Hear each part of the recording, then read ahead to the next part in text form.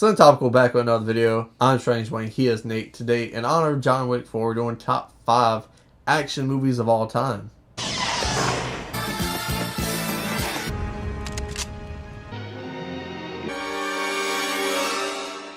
Top 5, no debating. Top 5. He's going to tell you how top 5s work. He's going to start with his 5 and 4. I'll give my 5 and 4. 5 and 4. Then we trade 3-2, 3-2, 1-1. We also have something called the Zemeckis rule, which just means we both have the same movie on our list, but one person has it 2 spots or higher. We just talk about it once when we get to it on their list. Honestly, I don't think my top 4 will ever change. I think it's the most cemented list I have. They may move around. Yeah, you're a nostalgia whore, though. You know something? You're right. But When I it comes think to action movies. this list is pretty stuck. Except for the number 5 spot. Top 10, I would have a harder time making a top 10. Number 4, actually a new entry. Well, from the last time we did this video. 3 years ago. It was Enter the Dragon, but it changed when this movie came out. And I think we actually did it for this movie, actually. But it is John Wick 3. It's my favorite of the John Wick films. It has the best world building / action I've ever seen in a film, including The Matrix,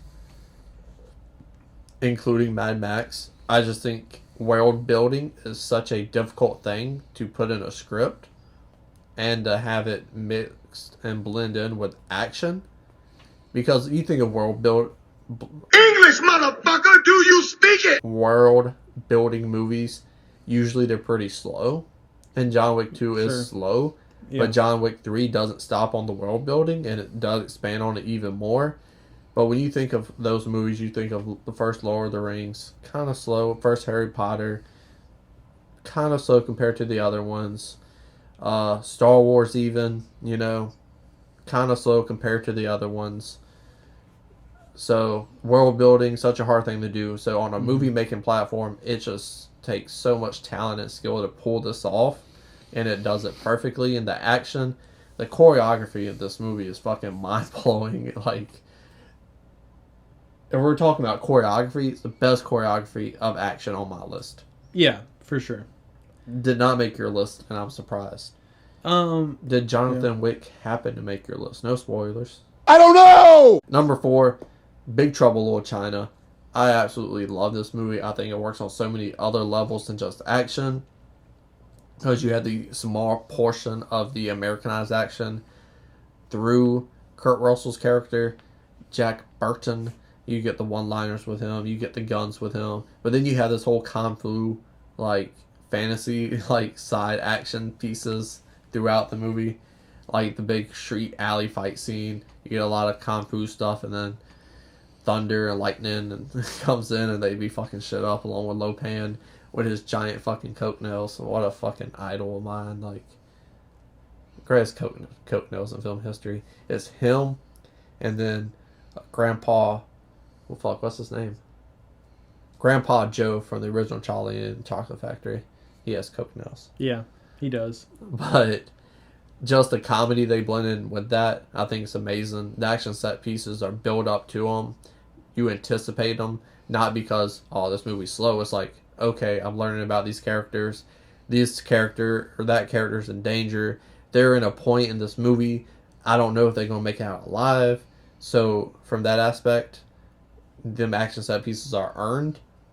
And you get a multitude of different things blended together, and it works. And for the big obvious reason I've said 1,000 times, you have this movie filmed from not the main character, but the side character's perspective, and it has a whole dynamic to this film that's never been done before, which is why it's my number 4. Jack Burton, also with the one-liners. That's really why he's my number 1. Yeah, you love a one-liner. I'm in the movie too. Wang. It's all in the reflexes. Wang. Yeah, Big Trouble in Little China, one of my favorite presents that you've ever given me, physically and the experience of the movie.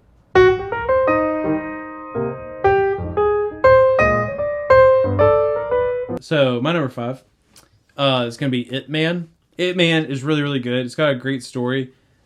because it's essentially about this guy who's like, he's a Wing Chun master, and some shit goes down, and there's like a war going on, and then some Japanese soldiers occupy his town, and then they're like doing these fighting tournaments where they want the Chinese martial artists to fight the Japanese soldiers, so the Japanese soldiers can like prove how much better they are. And then some shit happens, and then this guy just like whips a bunch of their asses, but then the general doesn't like that shit, so then, you know, shit goes on or whatever, right? Yeah. But basically it's just about this guy who's like, he's humble, but he's the best fighter. He knows when to use it, and he ends up kind of like being a hero for these people because, you know, they're being forcefully occupied, and he like stands up to the bad guy, right? Yeah. 7 samurai with 1 samurai, basically. Yeah, but it's based on a true story, and the guy that it's based on is the guy who went on to be Bruce Lee's trainer. Oh, sick. Yeah. So it's really good. There's like 5 of those, right? Yeah. It's a franchise. So the first part is the part that is based on the true story. They rainbow that shit. And then they were like, this really worked. Let's keep this going, right? Okay. But Donnie Yen is incredible. Yeah. He's great. But I would definitely got tons of heart, and the choreography in it is phenomenal. Number 4 is The Matrix. I really fuck with science fiction, and so, you know, this list, normally we preface it, it's our favorites. We're not saying objectively necessarily. That's an objective pick, though. And I like, when I have an option to like just really diversify a list, I like to do it. There's some things that are just like, I can't not put this on the list of like action movies. So if I can kind of squeeze some things in on my 4 and 5 spots that maybe are different from what I've talked about before, things like that. I've talked about The Matrix before, but Matrix is really good. It did a lot of innovating in like American cinema. Wire work has been something that kung fu movies overseas have been using for a really long time. They took it invented gun fu, basically, right? So it said, we're going to take the wire work that the kung fu movies have been doing for a really long time, but we're going to put it in this world where people are capable of superhuman things because they have accepted the fact that they live in a simulation. And so they're going to do the same shit, but they're going to do it with guns. And it worked really well. I mean, it was visually absolutely incredible. Choreography in The Matrix is insanely good. Wire work can look really cheesy because you really have to suspend belief to do it. And when kung fu movies do it, it's not about perception of reality when like a true like Chinese kung fu movie does it, because they're doing it to help tell the story. They're not trying to make it look super realistic. But The Matrix, because of the premise of it, they did it and it fits the world. So it kind of takes it like a step beyond of where it was before. I think it deserves some props for that. So, can I ask you something? Does it end? Does it have a decisive ending? Or do you need to watch Matrix 2 and 3? I haven't seen Matrix in forever. Like, I think you could watch the first one, and like there definitely is like, okay, well, I don't know, if you really get wrapped up in the story, you might be like, well, I wonder what happened next. But I think you can watch the first Matrix movie and just enjoy it for what it is. So it doesn't have a decisive ending, or is it like a Blade Runner ending? Like, what's next? Like, let me think about this for a while. It's decisive enough to where I don't think it's gonna, like, it's not like, it doesn't end on a cliffhanger. Okay. Like, it is like, the bad guy for this movie, from what we can tell, has been defeated. Okay. I can fuck with that. Yeah. That's one that I need to rewatch, but there's so many movies I just haven't seen, so I try to, like, maneuver around.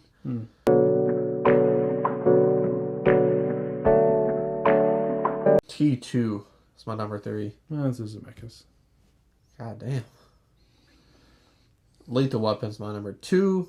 Lethal Weapon, to me, is the greatest buddy cop movie of all time. It is so well directed. Richard Donner has so many small, precise, meticulous details in this, from camera shots, where the camera's at, the pans, the whips. The technique of filmmaking in this movie is so underrated and underappreciated, because the rest of them are, I'm too old for this shit. Let Mel Gibson look crazy as I want to kill him. It's fucking great. You have that in this movie, and it's the best that it's done in the franchise. Like, it blends comedy so well that you don't even like trip over how serious the movie really is, because Mel Gibson literally does a Three Stooges reenactment and then pulls a gun on a guy and shoots another guy in the stomach, and you're not like, well, that tone doesn't make sense, because it's so well worked and these actors are so amazing. Again, Mel Gibson, those fucking eyes, they tell the story. You don't need to worry about body language. Danny Glover, he's the rock of this movie. He's the common man. He's fucking great. He's funny. He's the one with the one-liners. I'm getting too old for this shit. And the pairing, the Odd Couple pairing, I think is better than any Odd Couple movie. And I'm not talking about fucking Walk the Mouth Out and Jack Lemmon movies. I'm talking about the genre altogether. It's debatable! And the action is fucking great. And I love the ending, even though someone on this couch hates it. But I do hate the ending. the storytelling of Mr. Joshua is like, you might have got me in handcuffs right now, but I'm still going to disrespect you and say some outlandish shit talking outside of my neck. And Danny Glover as Mel Gibson's partner, you know what? I trust you. Take care of your demons so you can move past this. He killed your wife, let's move past this. And then they fight, he wins. He embraces in the most manly hug ever, because it's raining, because they hit a fire hydrant. So cover up, it's cold outside, you're not wearing a shirt. He takes a cop's gun because cops are stupid and just lets the dude take the gun. And let him out of handcuffs in the first place. No, I don't say that. Which is stupid. He goes, Mr. Joshua goes, and Gary Busey pulls the gun. He goes and points it. And they both, at the same time, pull their guns and shoot Mr. Joshua at the same time. Showing trust, love, this bond, culminating in one of the greatest third acts of all time. It's beautiful. And I love this movie so much. Third act ruined that movie. The first two acts are incredible. I was so hyped when I was watching that movie. And then in the end, I was like, that was stupid. You already won. You know what has a really... Doesn't make any sense. You know what has a really bad third act? What? Blazing Saddles. Yeah. I still don't like the third act. I don't love it. It's grown on me some. That's my number 2. Not an action movie, though. It's not. It has parts. Yeah. That fucking action bracket we did in the corner, I was surprised it wasn't on that list. Yeah. That motherfucker put Rocky 4 on that shit. That movie doesn't even have a fucking gun, I don't think. A gun that goes off. Do any Rocky movies have guns? I think that one does because of security reasons. Yeah. But like no one's out there shooting guns in Rocky. Yeah. It's not Southpaw. Yeah. Number 3 for me, Mad Max Fury Road. I've said this before. I think as time goes on, this is going to be regarded as one of the at least greatest movies of its decade. Innovation-wise, what? I think it's already there. Yeah, I mean, I think it. I don't think we're just like far enough removed from the past decade to like be hyping it like that. I think if you go and watch Mojo or Rotten Tomatoes or whatever the case may be, it's going to be up there. It's top 10 action movies of all time. Yeah. I think it's top 100 movies of all time as well. Yeah, I agree. The movie's incredible. I said this earlier when we were doing our bracket. What I appreciate about the movie is the action in it is it's very adrenaline based, and the movie does a really good job of like not necessarily like a roller coaster plot wise, although like it kind of is, but in terms of the action, it's very roller coastery.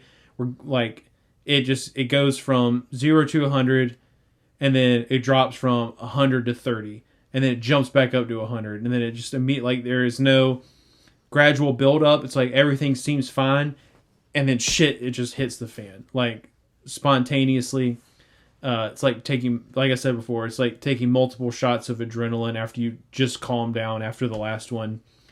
So really the pacing in it, obviously cinematography in it is incredible.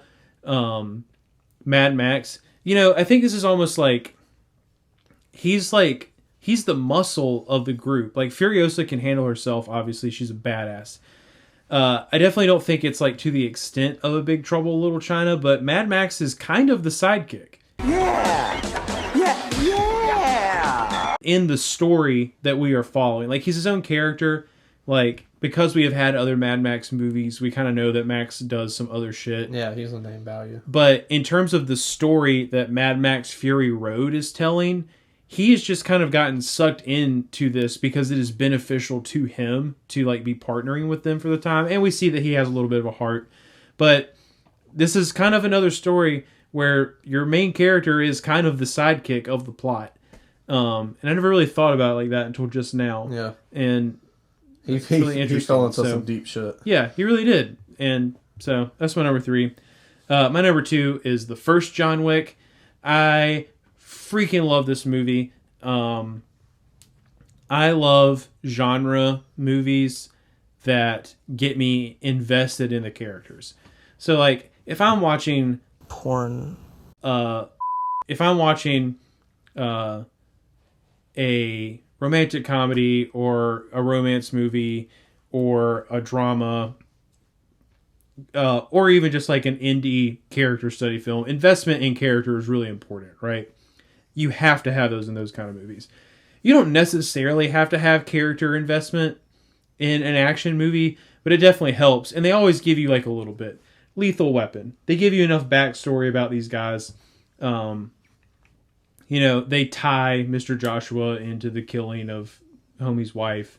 And so like there's a level of investment there. But John Wick is like, he's not even, like, he literally has just finally made a decision to leave everything behind him. He is beginning the grieving process over his wife.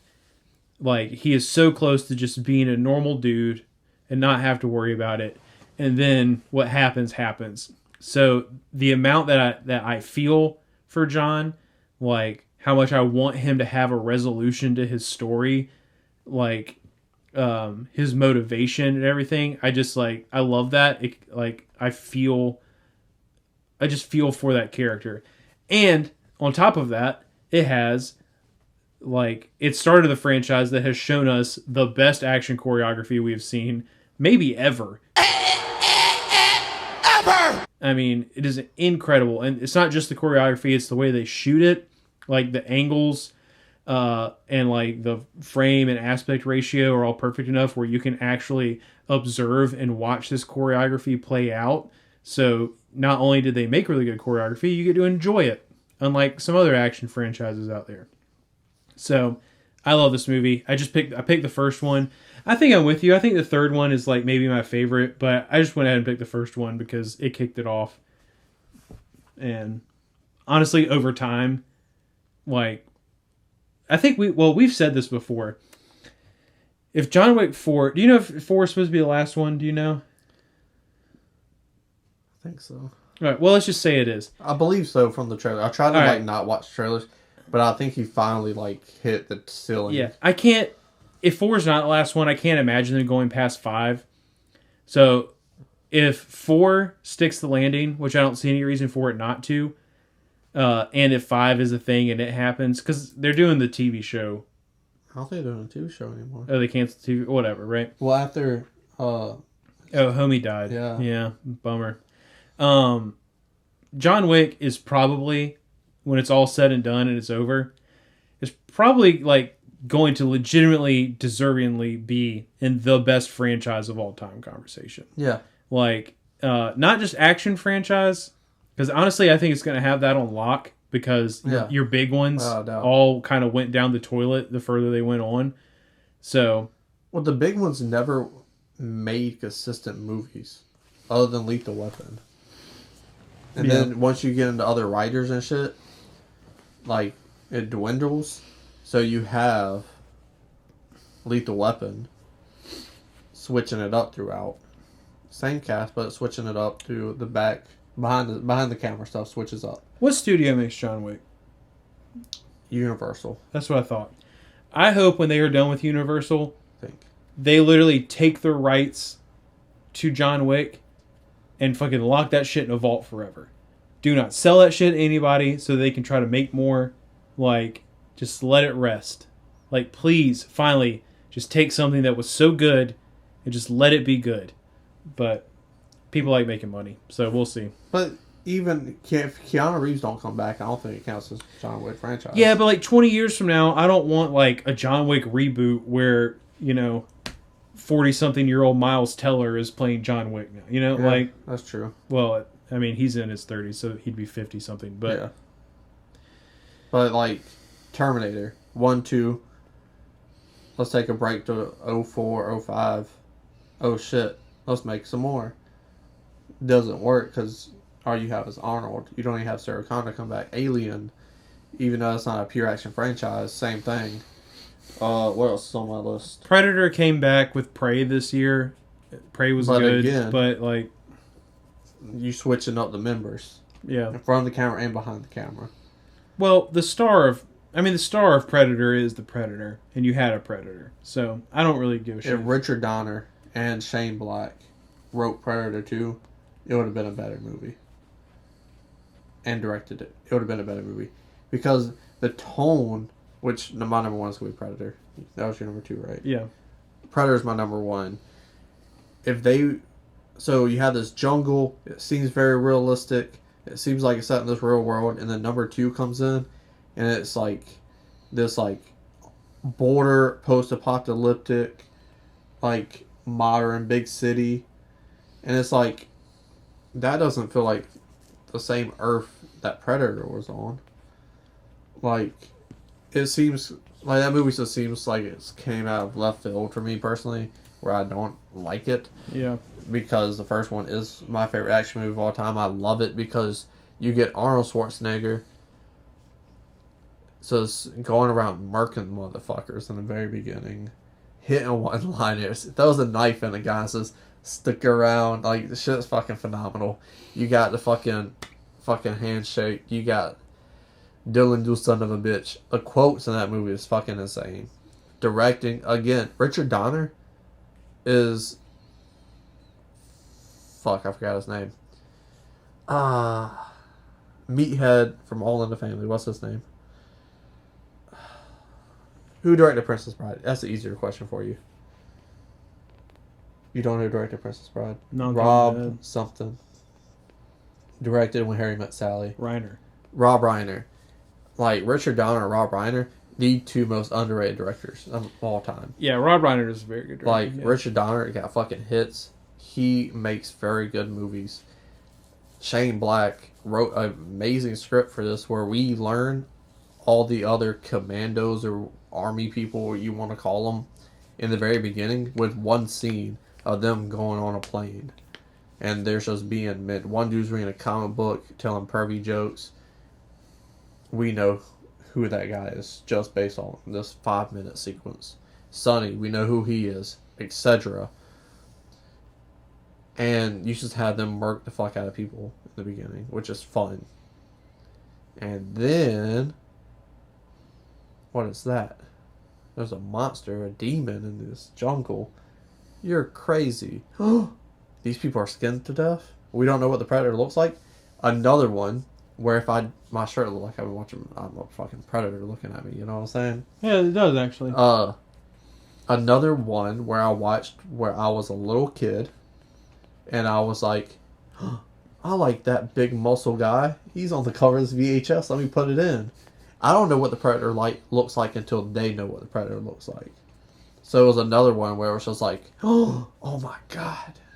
Like, that thing's fucking massive. Yeah. It looks fucking crazy.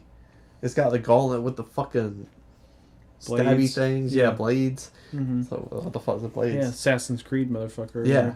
So... like, what a fucking thing to conquer. They don't know how to conquer it. And then Arnold has to go 360 from what he did in the beginning, which is those murking motherfuckers, to having to set up traps, Home Alone style, play it smart, that kind of thing. So you get different action set pieces when it's all said and done. You get one-liners throughout, and Arnold just being Arnold, which is amazing, and I love that. Yeah. It's so weird when people get to know me and they're asking me movie questions and they're like, oh, who's your top 5 favorite actors? James Stewart. Who's that? Explain to him who James Stewart is. Oh, you know that Christmas... It's Mr. Smith. Christmas movie? where he grabs the moon. I forgot the name of it right now. Yeah. I don't like that movie too much. It's a Wonderful Life. It's a Wonderful Life. Oh yeah, I know that movie. Aw, shucks. That guy. Yeah, number 2, Arnold Schwarzenegger. That was your number 1, but that's your number 2. Fun stuff. Here at Sonotopical, we're unfortunately poor, and this money you see on screen, that's CGI. That's not real money, because again, we're poor. So if you want to click in the ad eye in the corner, that video is monetized, and we can make money off it. So please go watch it. And if you click an ad, we make more money. And if you really want to help, there's the thanks button right there below this video. My number 1 is the Zemeckis from earlier, which is Terminator 2. I generally am, well, I still am, because that's kind of my point.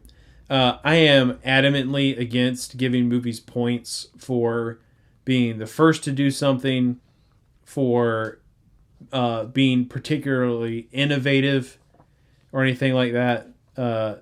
I try to judge movies just based on how good that movie is, right? So Terminator 2 did a lot of things that other movies hadn't done before. You got the twist where the bad guy from the first movie is the good guy now. Science fiction obviously existed before the Terminator franchise did, but science fiction blended into action the way that Terminator 2 blends science fiction and action. The way it blends time travel into its action, the way it blends like character development and things like that into its action are incredible. But what I love about Terminator 2 is because, like I talked about with John Wick, that character investment is really important. And little homie in this movie, like some of the best parts of Terminator 2 are him teaching the Terminator how to be cool, right? And it's like he's just this big motherfucker.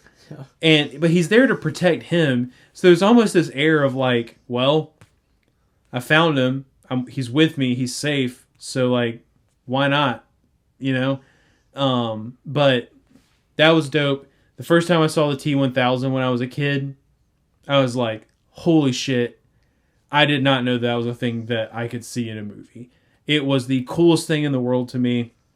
I'm running around my grandma's basement like fucking pretending I can turn my arm into like fucking cool blades and whatnot.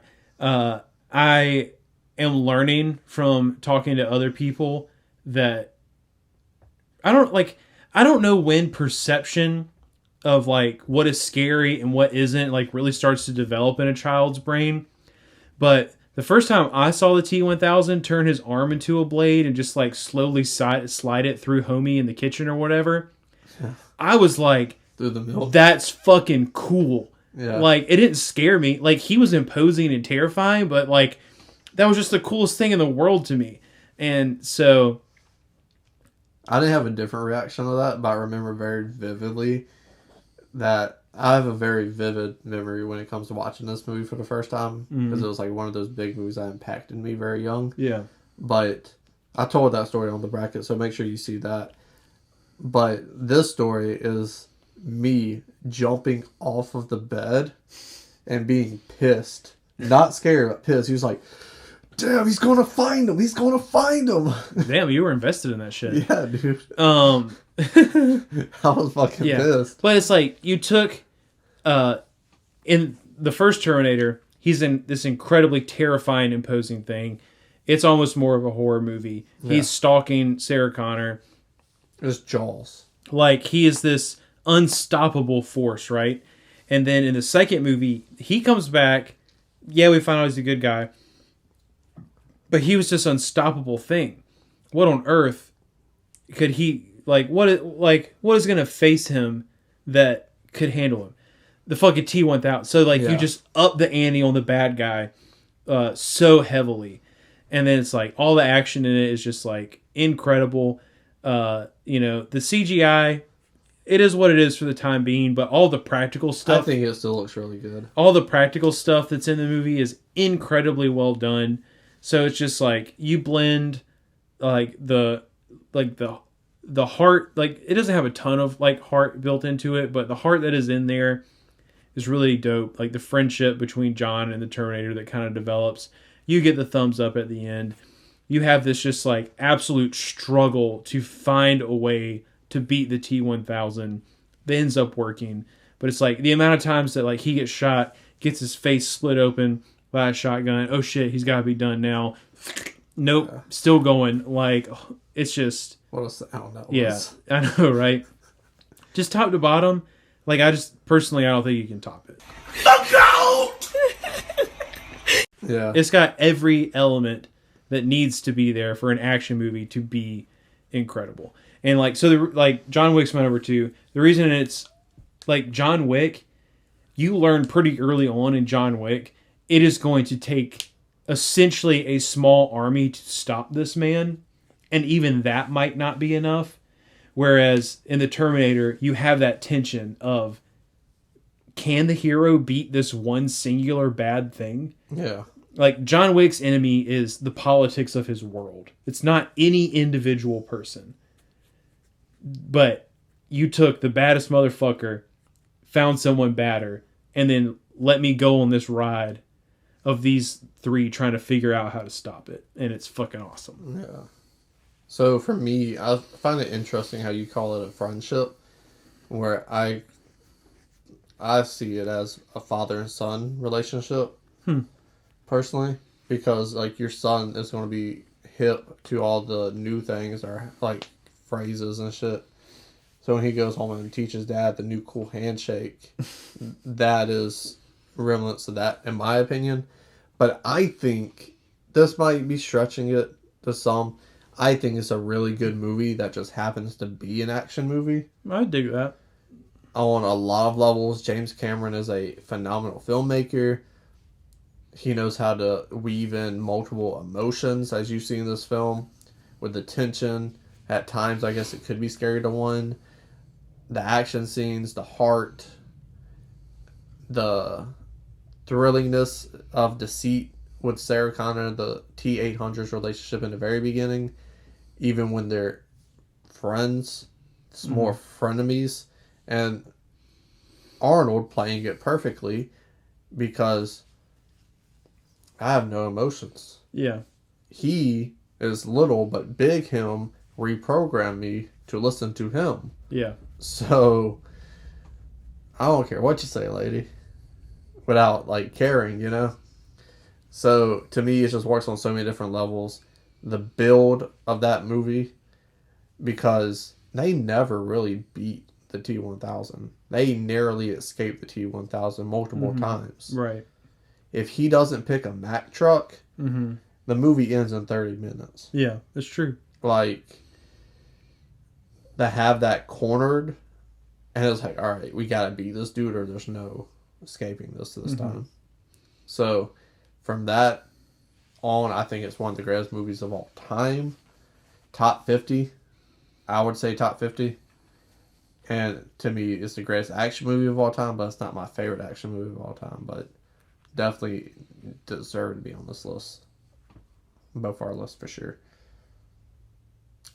Tell us down below in the comment section below, what is your favorite action movie? Scroll back up, hit the like button, share the video, and subscribe.